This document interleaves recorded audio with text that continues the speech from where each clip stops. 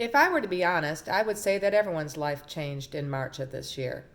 Before COVID hit, I was working, involved in ministry, going to meetings, and spending time with my family. God was actually moving in one of the ministries that I was involved with. We were growing and on to new and exciting things. Then, bam, life stopped and we were quarantined. I was no longer working. Every ministry that I was involved with stopped meeting. And my type A personality and fast paced life came to a screeching halt. See, at first I did okay. I cleaned everything that needed to be cleaned, I cooked nonstop, and I spent much needed time with my family. But deep in my heart, I knew that that wasn't going to last long for me.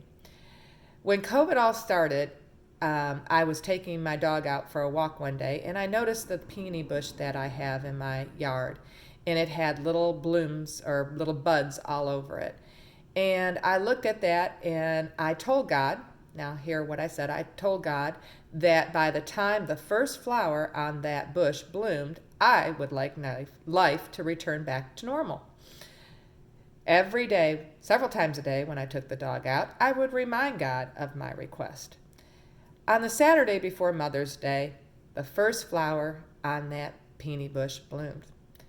But it was also on that day that my husband, who rarely gets down or depressed, told me that if things did not change soon, the business that he owns would be in jeopardy, the buildings that he owned could and possibly need to be sold, and that our future and what we wanted would look totally different. That, coupled with the fact that I had absolutely nothing to do, sent me into a depression. Actually, I didn't even want to get out of bed. I saw no purpose. I did not understand why God had not listened to my request. A few days later, when I was talking to a friend and she gave me a swift kick in the pants, I pulled myself up, got some good Christian songs on my phone, and started turning my life more toward God instead of looking at the situation. It was also during that time that he showed me something amazing.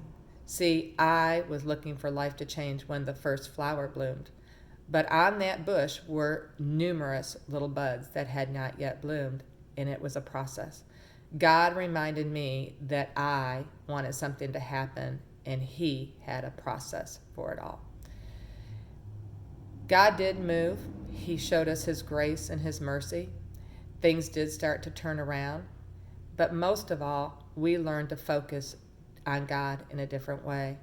And we made major changes in our lives.